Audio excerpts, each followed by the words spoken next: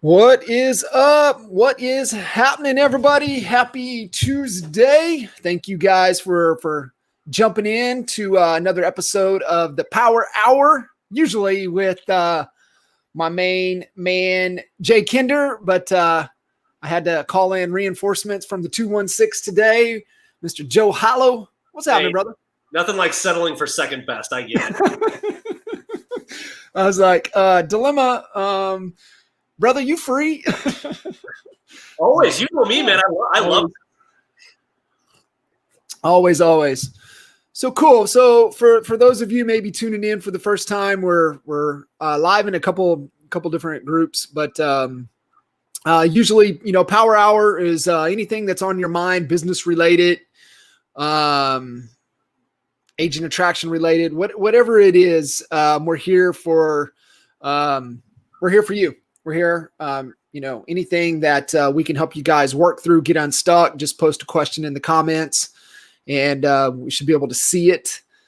If you've given permission to StreamYard, we'll be able to see your name. If not, you'll be random as we can't see working through the StreamYard platform. But brother, out to Vegas, huh? Yeah, just got back from the Ryan Stewman Mastermind, and first of all, I love that guy when he speaks. Like, yeah. It's like it's a version of everybody that I've been following, and I came up in this career. You, Jay, Mike. He is just straight to the point. He's funny. He is funny. Relevant. And man, I got pages and pages of notes, and it revolves around one subject, and it's social media. Yeah. And it's interesting. It's a lot of it seems elementary, but when you really second think of it, like, why aren't we doing it? If it's that elementary, it's because we overthink every single thing. And so he really got me re-established at, what we're looking to do, at what I'm looking to do in social media. And, everything from how to position your profile to how the post agenda needs to go and how often you do it, everything, man. It was awesome. So, usually those, at least for us, our mastermind events, we don't go in with an agenda to, push a particular agenda or push a particular, subject, if you will. They usually, form on their own, right? Just through the conversations, and it just organically just happens. So was that kind of the social media theme? Was the big takeaway coming out of that event? Yeah, it was geared towards that. So, it's something that, and we knew it going into it. One day event, he was talking the entire time. We had a couple breakout sessions, but small room, 25 people. It was actually at John Sheplack's personal residence. So that was kind of cool. That is cool. Yeah, real intimate setting. So, but yeah, we knew it going into it, and it revolved around that. And he hammered home not only on how to, become the authority. He hammered home on recruiting, because obviously that's, whether people admit to it or not, people in the leadership position, that's always one of your top priorities. Yep. So, man, it was like I said, it's stuff that most of it was stuff that I didn't even know, but it was other things were just stuff that I was overthinking. And I wasn't accomplishing it because I was overthinking it. So what were like a couple of your big key takeaways, key nuggets that, wow, this is not only, gonna help me, but I can be able to help, my team and the people that, I'm leading. Yeah. So he talked about two methods, one being what he called E3 and one being M3. So E3, he was talking about, the consistency of posting. And what really hit me, well, here, this is like right up your alley, okay? Mr. Consistency, right at its finest in front of me. He said if he is not posted by first thing in the morning, his friends, there's a couple friends that call him, are like, dude, you okay? Like that's what, of course I want to be, but that's you too. If you're not posting in the accountability, I'm like, Kitchens didn't get his workout in today. And then sure enough, you freaking post later that day. So, I want to get to that point. But when he talked about E3, when you do posts, he said it doesn't matter, how long these posts are, but if you focus on these three things, and it's in this order: experience, whatever you just went through, extract the lesson, and then either entertain or educate your audience. And so if you ever read his post, I committed to making these posts. I did my very first one. I talked about the experience of being at that mastermind, going through a red-eye flight home. I extracted the lesson out of it, and then I educated my audience. And what he had said too, if you read the post, it was all about the more complex we make it, the more excuses we give ourselves. And, I talked about how that's an elementary level. I think of, that's obvious, but we all do it. The humans are funny. We're just funny creatures where no matter how easy it is, I just talked with one of our agents on a coaching call this morning, and she's like, yeah, I'm going to be posting in this private group over here. I got permission to post. And, I'm not really sure if I'm going to do a video, if I'm doing this. And she's going on and on and on. And I'm like, you're making it way too complex. You are an OT. You're overthinking it. You need to take the reins back. You just need to do it. And so, and that's what really got me. It's like, I'm king of overthinking. And so delaying it, making excuses, and it's just about just do it. It's you're adding huge value to that community. I love it. I think that it's a great takeaway for everybody listening in and just doing it. So for you guys just tuning in and joining us this Power Hour, like I said, usually Kinder and myself, Jay, little last minute we had to call a little audible, and main man Joe Hollow, always willing to step in, jumped in here and add some value. And like I said, we're here for you guys. So any questions, anything on your mind, feel free to jump in. Usually it takes a couple to break the ice, to get the questions flowing. So got something on your mind, throw it in there. Joel and I will work through it for you. Maybe if not, give you some good sound solutions, definitely be able to put you in the right direction. So Joel, so the 3 E's, I love that. And you mentioned another model. What was that? Yeah, so it's M3, and what he says is he said this is the 80-20 rule. It's 80% the E3 method, 20% the M3 method, which is media, marketing, and method. So what it talked. So he went into saying, okay, so how much, people always ask, how much business do you post? How much personal do you post? What gets the most views? What you should have in your profile picture? And it was funny because he goes, love our kids. He goes, but if you're not in the picture of your profile and your kids are, he goes, well, here's the way he put it, which was hilarious. He goes, that's creepy. He goes, I don't want to be a kid. It is creepy. Yeah. He said, that's wrong. He goes, yes, if you want to be in it, that's great. He goes, that's fine. That's the first picture that people see. It should be a professional picture. It should be, if you want, your significant other in it, that's great.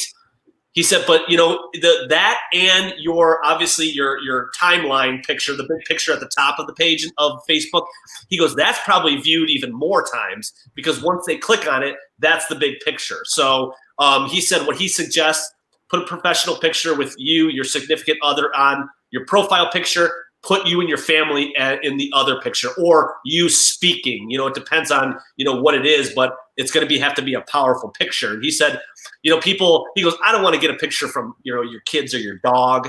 He goes, that's just not what I want. So, it's the method behind that. He said, think deep, think into your, a lot of people say, okay, well, what do I do in my spare time?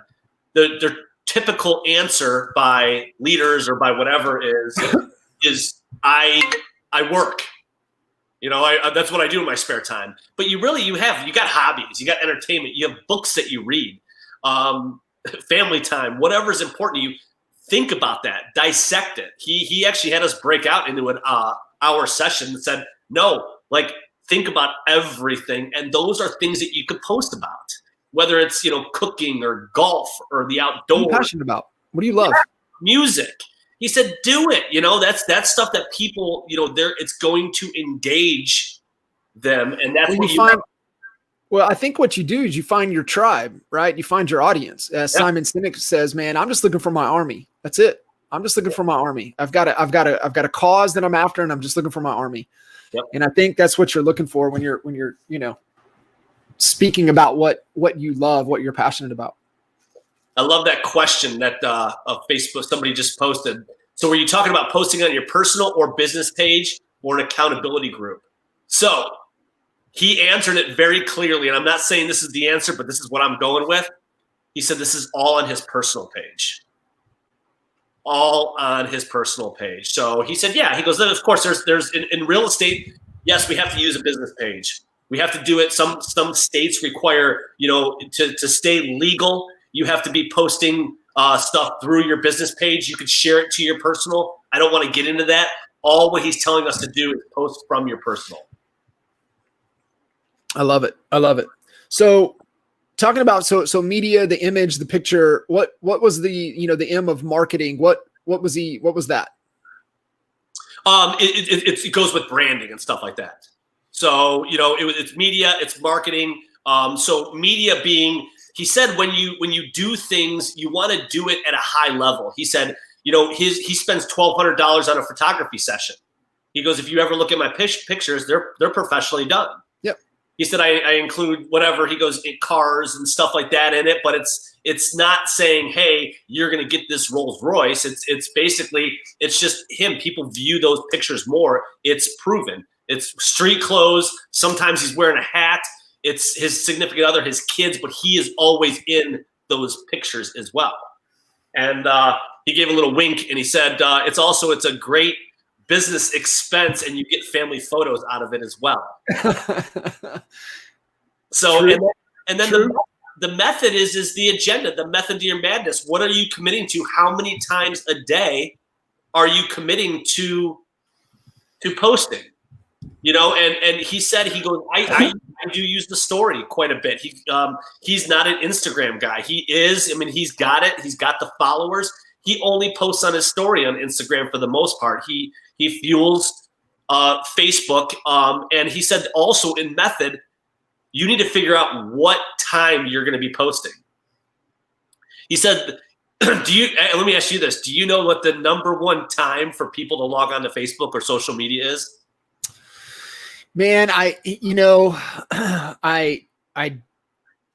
would be a random guess. I think, and I saw a study because I had John Clark on Expert Mentors last week, and he shared the times with social media with the different platforms. And, at the end, I said, summarize that. He said 3, 6, 9, 12. He said, if you post something at 3 in the afternoon, or like he said, Instagram, like 3 in the morning, and then, 6 in the morning or 6 at night, 9 in the morning, maybe 9 at night, and then, noon. Yeah. So I would, I don't know, without looking at the study, that was just sharing what John shared last week. Yeah. And honestly, he's pretty damn close. So the number one time is 4:30 because people have a half hour left of work and they ain't working. So what are they doing? They're logging onto Facebook. And so what Stewman said, he goes, first of all, I'm bookending them. He goes, I go to the gym first thing in the morning. He goes, I got a 15-minute ride to the gym to think about my experience that I was just faced with. I'm gonna extract the lesson and I'm gonna educate my audience. That's what I'm thinking of. He said, so I either post it before I go into the gym or while I'm working out, I'm thinking about what my post is and then I'll post it afterwards. He said, so I do the same thing at the end of the day. So I bookend it and then I hit them at 4:30 when they're at work, not working, logging onto social media. Yeah, I love it. So he has those set times. What I would challenge all of you guys listening in, put it in the calendar. Yeah. Right? If it doesn't make the calendar, it doesn't happen. But if you have that set time in your calendar, then you're going to do it. Yep. And the other thing cool with Stewman that, I want everybody to understand, he's a fantastic writer, but it's because he writes so much and he's written so much for so long. And there's so many takeaways from that, right?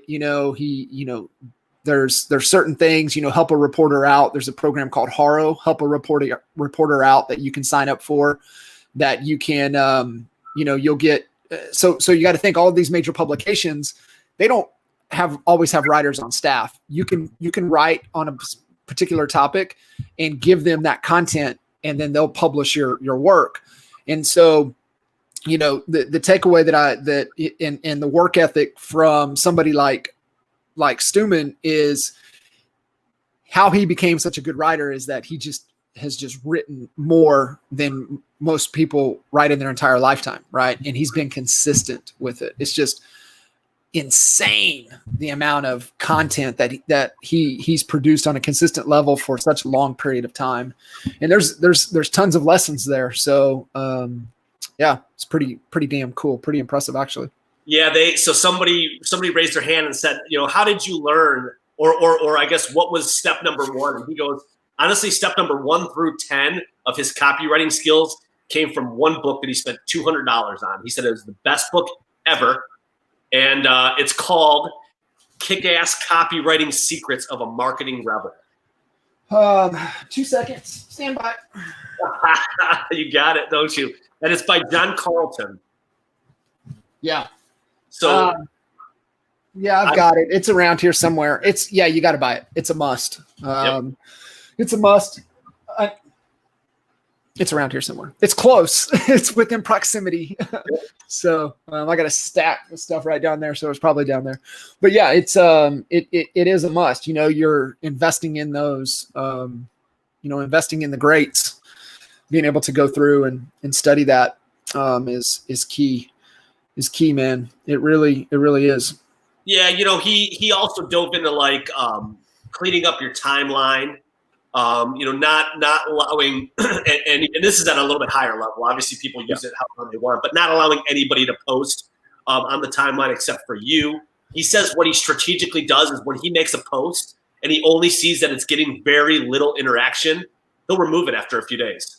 Yeah, get that shit out there. He goes, you don't need that. I want the stuff that people are hammering. And he goes, and there's what people don't realize is that there's he goes, I'll make a post that I'm thinking this is going to change the damn world. He goes, and 5 people look at it. He goes, I got a post where I'm thinking, why the hell did I post this? This is the worst thing that I've ever seen. He goes, next thing I know, it's got the most amount of clicks and I can't figure it out. But he goes, figure out work and get it out of there. Yeah, it's so bizarre. And I do like that. You don't have to delete it. If somebody, tags you and puts it on your timeline, you can just hide it. Yeah. And those are just little tidbits, little nuggets, but yeah, you do want that timeline clean and as much stuff from you. I've left some stuff that's been tagged in that has a lot of juice. That's pretty good. But for the most part, we'll hide it. I think those are all just little tidbits, little nuggets to clean it up. And why is this important? Right. And I think this is the big get is that resumes don't mean shit. I don't care. We can debate this all you want. Your degree, your resume does not mean shit. What means something is what is when I go and I creep all over your social media profiles, what am I going to find? Yep. That means everything. And then what is the engagement? What is the conversations? Right? What are you saying? What value are you adding? And this is a key requirement from a hiring perspective as you're looking to hire somebody. I got this lesson a couple of years ago from Damon John. Damon will not. He goes through and he looks through your social media profile. And if you're supposed to be working during that time and you're constantly all over Facebook and you're making these posts and doing that stuff, he will not hire you, period. You could be the baddest on the planet for what he needs done. But if you're not going to do what you need to do during that time frame, and then 2, I think, engagement, how are people behaving? What are they posting? What are they doing? It's human behavior. And so you're being able to get that insight. And if you think somebody's going to change when they come on board with you and you don't like what they're posting about or what they're talking about on social media, right? It doesn't align with who you are at your core. You think you're a fool if you think that that's going to change when they come on board with you. Right. So It's the resume, man. Social media is the resume. Your conversations, your engagement, your value add is what's going to be looked at more than anything. So I can't stress how important it is. Yeah, it's funny you say that because Al, when we're hiring, we obviously follow your guys' process. Yep. And once we get the resumes in, we make a quick phone conversation with them to see how they sound on the phones. Ask a couple questions, invite them to the interview, and then Al says, and then what I'm going to do right now is I'm going to send you a friend request on Facebook. I want you to accept it immediately. I just want to obviously make sure that see what you're doing on Facebook. We want to make sure that what we want to make sure of. So yeah, for sure. Yep, for sure. It is. That's powerful, man. Out there to the world. You got to watch it. Yes, sir. What else is good, man? What else going on? And appreciate you guys tuning in. If you have any questions, throw it into the comments. If you're listening to the recording later with us, message Joel, message myself, anything that we can help you with. That's the whole goal, the whole intent of this time. And we every other Tuesday, noon Eastern, 11 Central, and just anything that we can do to help you guys with social media, anything that we can help you with, within your business, anything that's on your mind, feel free to throw it in the comments or message us directly. But man, Q4, what's up with the Stasic group going into Q4? You when you said what's up, I was gonna go Q4. That's what's up. Yeah, man, dude. So obviously, the projections of October are out. Pretty much in the way that Cleveland works, we might throw one or two extra deals in there, but it's a wash because usually one or two deals will shift into November. They're selling houses, man. They are. Yeah, it's. We saw the back to school plateau, and then it just ramped back up. And October's fantastic, and hoping to pile some into November. So what we got in is, and I know you and I talked about this a little bit. We're heavy listing focused right now. We noticed that we're outselling our past years, but things are going down. So it's average. Average sales price is climbing. It's average commission. So working on things like buyer's advantage programs, getting our minimum commission on the buy side, but focusing on listings because we all know we make more money. So sure. The few things that are really going to start working, and they already are at a very little toddler level, but we know that they're going to work, is cash now offers as we're hammering home. We're hitting the home evaluations. Those are coming in really good. So the market update videos that we've been doing every single week, those have taken off. I personally got 6 referrals from my Facebook audience off of those. 6. That's crazy, man. Crazy. And I don't even sell. So I stepped back in and sold 2 of them. I referred out the other 4 to team members. But what we found out is that things like the cash now offers, man, we're setting a threshold. Because our team, 47 agents now, we're onboarding 3 more. We want to be at 60 by the end of the year. And I think it's very doable. That's very doable. Oh yeah. I mean, we were going to be 100. We were set for the hundo, but I could hear overthinking, excuses. COVID hit. It was me. I let my foot off the gas because of COVID. But I'm going to offend people. I don't know where this goes out to, but what I got to tell you is it's hunting season right now. Sure. And yeah, yes, and sir. So we're hitting heavy by a tool that we're using is the lead generation that we're doing. But that's where that threshold comes in at. Not everybody's going to be getting these listing cash now offer appointments. You have to have specific training for it. You have to have ongoing training. You have to jump on our lead impact zone meeting every single week. And if you can't make it, you're cut off of leads that entire week. So it's something that we let the reins go on. and then we're halfway putting them back. It's not going to be super militant, but it's going to be there. So, man, I'll tell you, accountability too. Here's the cool thing. We run these accountability groups. This is how you know your culture is spot on and the agents are the ones policing the culture, is when I don't even have to set up these accountability groups anymore that we do. During COVID, an agent took it upon herself and said, hey, I want to get these started. Take it. Cool. Run with it.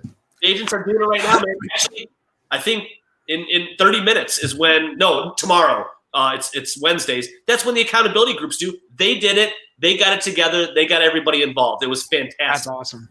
Yeah. That's awesome. So hey, brother, we got a question. Outline the cash now offer, the program that you guys are running with. What's the guidelines? I guess that's kind of what's the program look like?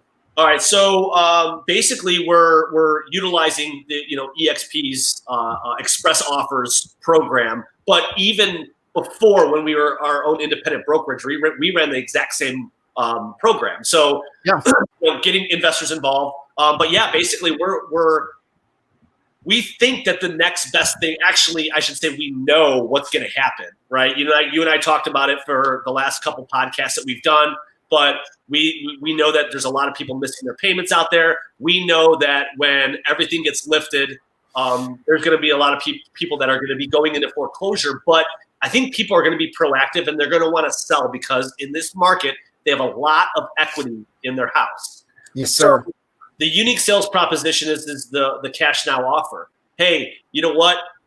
Type in your address. Within 72 hours, an expert will immediately reach out to you. And then within 72 hours, you could get up to, if not more than 3 cash offers on your property. Sounds funny, right? But here's what we're going to do in a virtual meeting setting. Okay, so Zoom link, face-to-face with an expert. We are going to, honesty is the number one thing. We're going to explain the cash offers that they could get. So you got 3 cash offers that could potentially come through. All right, let's talk about the investment offer. Okay, that's the most common. The investor offer is the lowest that you're going to get, but there's 2 investor offers. So you're educating them on what an offer is, what type of offers are coming their way. Yeah, we don't want the whole, everybody. I mean, when we ran it before, it was bait and switch. You're just getting people to call in. Well, Al and I actually bought 2 houses, right?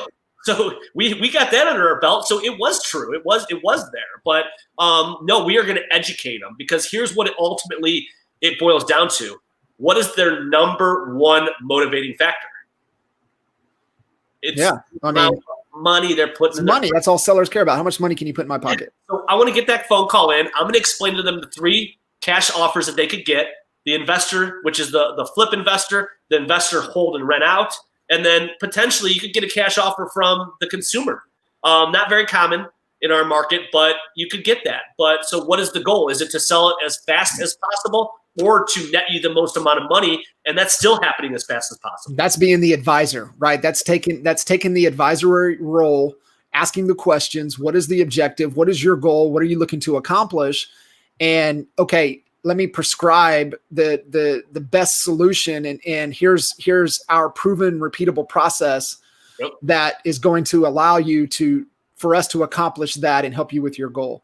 I mean, that's just being a true expert advisor. You're just positioning the offer, in a way and giving them the options. What do you want to do? Yeah, that's exactly right. It's your choice. These are all the plethora of programs that we have. You choose what's the most important to you. Yep, 100%. Yeah, and then it's so now we're teeing ourselves up for the appointment. That's great. When's a good day to meet this coming up week? And I'll basically be there to present to you whatever cash offers we have, and we'll also go over the program that's going to net you the most amount of money. And then we go through the whole process: the seller counseling interview, the preparing for the home, everything. So, and it's there, man. It's a true program. We are completely prepared to purchase homes if we have to. I think you guys as the investor, you have your investors. I love those other 2 options, right? Hey, we've got a couple different investors in the marketplace, right? Yeah. Those that are looking for the most room to buy and flip, and we've got investors that are looking to buy and hold. Their criteria is going to be a little bit different. So, we'll be able to run those offers. We have our express offers program that we can submit. You're going to get offers from other investors, as well as, hey, what would a buyer be willing to pay in your market at top, if you're willing to make the investment, top, middle, or bottom of the market. Yeah. With your home. No, I think that's fantastic how that's outlined. So you're there, finding out needs analysis, essentially, right? Needs and wants analysis, and then, being able to prescribe based upon that. And so who are you guys targeting? Are you targeting anybody specific? Or are you getting that offer out in front of what particular audience? I guess you can answer both of those questions that came in, targets and objectives, and what's the channel activity for this audience? Like where is that message being pushed? Yeah, so it just started. It is we dove into TV commercials. So we're hitting TV commercials, but so we're TV commercials, and I'm not. If there's anybody on here, I'm not talking down to you. This is something that I learned. It's not that specific anymore. It's not just TV commercials. It's the amount of impressions that they're getting on their Facebook page. So the TV has evolved where, so on social media, they do live 60-second plugs and stuff all the time. So it's about the impressions that you're getting on this stuff. So we dove into TV commercials, which gives us access to their Facebook page. It also gives us access to their live stream page. So it's going to be pretty big, and the numbers were amazing. And I'm talking in the millions of impression, and it's stuff that you're not going to be getting anywhere else. So we boggled. Are we going to go radio? Are we going to go TV? We elected to go TV at this time. So we're hitting that more so to tap into the streaming aspect of things. Oh yeah. Instead of, yeah. Okay. Yeah, I mean, it's like we've done radio. We've been there, done that, and we were successful at it. And it was a very similar program that we were running on there. And it's just we have somebody else in the market that's really hammering it hard. But it's a lot of spend. We're looking at it as an investment, and that's why the accountability is going to be super high on this, because we're obviously we need a return on our investment at that point if we're sending 100% out of it. What's the cash conversion cycle you guys are kind of anticipating?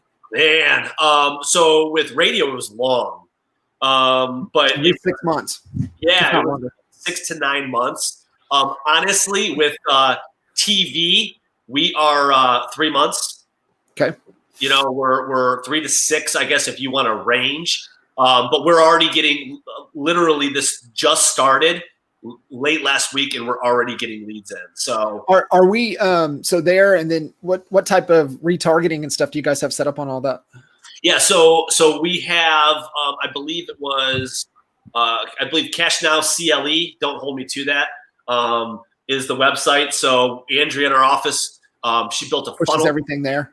Yep, pushes everything there. Lock them down. Right now, as we're going through the premature stages, Al and I are getting the leads just so we can, see what they're going through. We're the ones reaching out to them.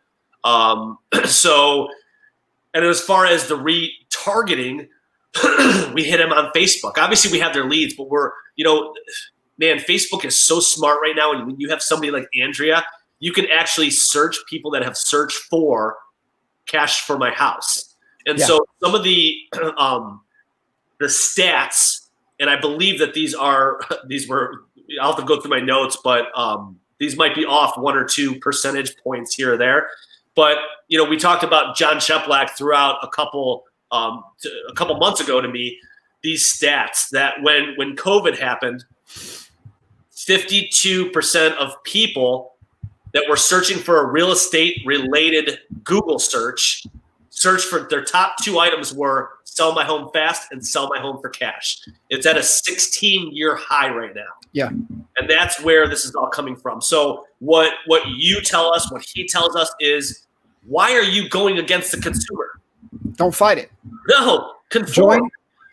Join the conversation that's going on in the head, right? That's all you're trying to do with your message to market match. position your offer to join the conversation and help solve the problem that the consumer is facing. So if the consumer is thinking about, man, I need to sell my home fast and I need to sell it for cash, you need to join that conversation. So that's brilliant. Hopefully you guys listening in picked up on what Joel was just sharing with you guys. And so it's 16-year highs. So think about that. 16-year highs those searches are up. And so if you can't see what's coming in 21, then if you don't get on that train right now, you might miss that boat, because it's coming. It's coming. Do you believe? I was thinking about this the other day, right? I've been saying, hey, CARES Act ends for most at the end of the first quarter. Most people, I was like, wait, maybe I'm rushing to judgment. I think it's better to position it as a question. Do you believe that most people have taken advantage of the CARES Act and not making their mortgage payment? Do you believe, or do you think, same thing, right? Collection of thoughts are our beliefs. So what do you think is going to happen when the CARES Act is no longer there, and now they have to go back to making their payments? They've gotten used to not making it. What do you think the behavior that people are going to do? So I think there's a bunch of signs there, Joel. That's kind of what I'm trying to throw out, create some awareness for everybody listening in. You got CARES Act people, maybe they have, maybe they haven't, making or not making mortgage payments. We know that notice of defaults were up prior to COVID, at like some highs that most people in this business haven't seen.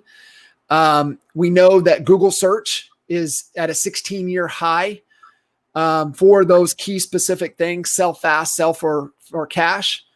So knowing those things, how can we present our offer and position it to join the conversation that's going on in the consumer's mind? Yeah. I think that this is really, going to work out too in absentee markets. Vacation homes and stuff. Like, I have a couple coaching clients that's like, that's the ongoing question. Well, I'm in a different market. I'm in an absentee market. There's a lot of vacation homes. This is the time. Like, the same thing is going on. Those are business owners that are going to be missing payments or have. And shoot, man, I didn't even think about that. Just think about that. If they're not able to get, if they're running Airbnb, if they're not able to keep them rented, if they're not able to keep them occupied. Yeah. Yep. I think it's a great opportunity for those markets. Yeah. And you need to jump on it. That's the, I love that. That's the beauty of Zoom. So you guys are running TV. I know the comment, and sorry guys, it just says Facebook user. So just from the platform, I'm not able to see who we're chatting with. But the thing where I can see to take advantage of radio is positioning correctly, right? There's a right way and a wrong way to do radio, but being able to leverage the celebrity endorsement on that station. And I'm not saying a Barbara Corcoran or, somebody like that. I'm saying the local celebrity, right? That people, what most people don't understand is that, your local celebrity, your local talent on the radio, they have a huge following. Yeah. And if you're able to get their following, their endorsement, and be really intentional with everything you do to be able to repurpose. So like what we've done really cool right now with Stace and Reedy is that they're like, you're doing the market updates that you're just doing. Well, they're doing the market updates in the studio every week with that local personality. And then they're ripping that. So one, it's going to that personality's audience. They're ripping that and then they're repurposing it to their audience and getting it out into the marketplace. So they're using it as a celebrity positioning into the marketplace, giving update, and they're positioning themselves as the market go-to expert on anything and everything rated real estate and speaking truth. Hey, I don't care what you guys are hearing. Here's the facts. Here's what's going on in the local marketplace. So I think, there's certain things that you can use and leverage with radio in being able to repurpose it. And you can get radio pretty dirt cheap right now. So it's something that you don't want to overlook. You can bargain. You can negotiate some extras. And that's what we were able to do with Stace and Reedy. We were able to bargain some extras for them on their radio. In fact, they jumped to another station, and they're on 2 stations now for the same that they were spending on one station pre-COVID. So it's like, they're just expanding their audience, their message. And I think too, Joel, it's all about that right message to market, like you just shared what you guys are doing. So that's awesome. I would challenge Stace and Reedy to be sending that market update out to their entire bucket of leads every single week. Yes. It's almost like I'm with you. I'm with you. That's one thing that they haven't done. I'm glad you said that. Their market updates has just been on autopilot ever since we were there. They need to take that clip and I would love for them to have it videoed.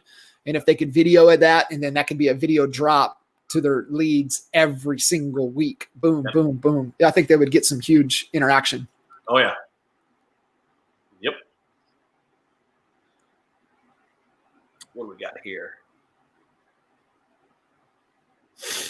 So do you think people with jobs that can afford mortgages are so affected? My belief is that the major stay-at-home remote work impacts are to home ownership access as need are really low in Denver market. Man, Joel, you can get some perspective. You're speaking and seeing what's going on with buyers and sellers at a higher level. We've been remote work for 3+ years. So this is normal for us. Yeah, I think, and this is just personally, I think that the people with the job are still affected, and I think they're affected maybe in their mind, meaning they have uncertainty. So, I'm not sure. I still feel that they're a huge target. Once again, if 52% of people are searching for that, those aren't all people that have, aren't in positions to not make their payment, or because they own a company. Those are people that have job security as well, but it's the uncertainty that they're like, oh, you know what? Before this market crashes, maybe I want to cash out. I absolutely think that they're a target as well. Yeah. Yeah. You never know, right? You never know where you're going to catch people. I think, but with that strong message to market, knowing the things that we know, getting that offer out to as many is going to be key. Yeah. Yep. It's awesome. Awesome. Cool, man. What else is up? Wow. Yeah. So like you said, Q4, man, it's recruiting. We just want to get back into the flow. I still feel like we're on this COVID brick wall, and and I just want to kick that freaking excuse right in the ass. I want to get it out of here.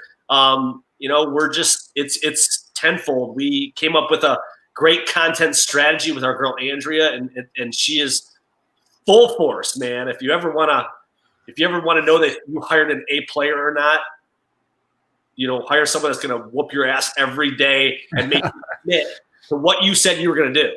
Yeah. So it's that, man. Honestly, one of our silent priorities is going to be the boot camp coming to Ohio. We want to make sure that we do that tenfold. Super excited about that. When are we looking for that? Man, beginning of the year. We got to tie down a date, but beginning of the year again. Want to get you in here, Columbus, people from all around, and we want to pack that place. I love it. And I'm going to throw something up here for everybody to be thinking about. 10 in AEA. I know we are looking to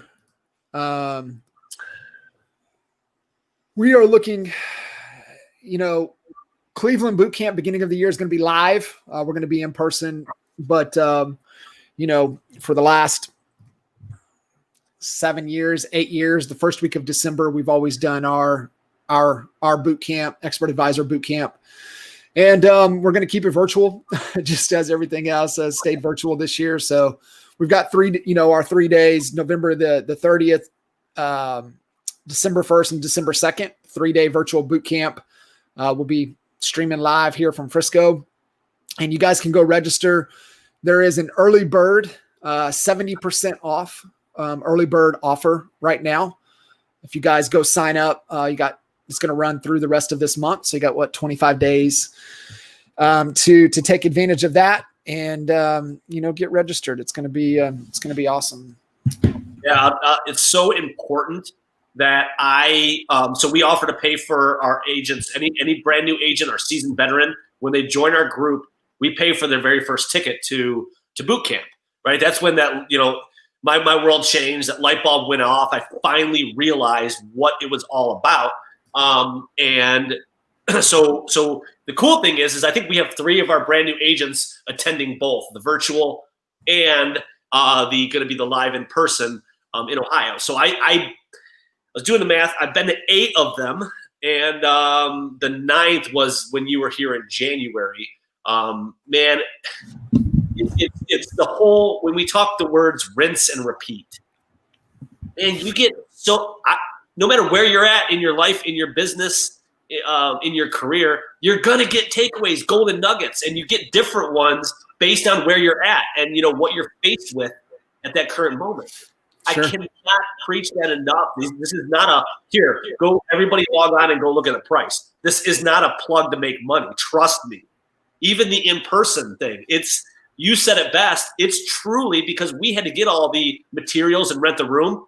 It's sometimes you're not even breaking even on it. That's all we try to do with this event is break even. It's true. I mean, think about it. I mean, if you take advantage of this virtual event we have, I mean, the ticket right now is $97. Yeah, no. Where are you going to get? And how many days is it? 3 days. How about 3-day event? So that boggles my mind. Actually, I think whatever. I mean, back in the day, the very first ones, man, in person and you had to get yourself to Dallas, and go through all that. But man, I'll tell you what, it's truly, I've told more people this recently. It's truly, somebody's trying to FaceTime me. That's weird. It's truly life-changing. It was career-changing for me. It answered it plugged every single hole that was in my business that I didn't even know about. Right. It's crazy, man. Yeah. Such good stuff, man. And I'm looking forward to it. I wish it was in person, but we'll be up in Ohio in person. I can't wait. You let me know when you guys settle in the dates. It's in the calendar. Yeah. We're going to make it happen. Oh yeah, man. No, it's definitely going to be epic. It always is. Yes, sir. Brother, I appreciate you, man. I know crazy schedule, rocking and rolling, to carve out some time, jumping in, added a ton of value as always. And man, appreciate you guys tuning in. Great questions. Hopefully we're able to give you some insight. If anything else pops up into your mind, feel free to message Joel, message myself. That's what we're here for, to help you guys get unstuck and keep moving. My man, thank you so much for having me. If you guys have any questions, feel free to reach out. I'd be more than happy to help you. Thank you, sir. Thanks, brother. See you guys.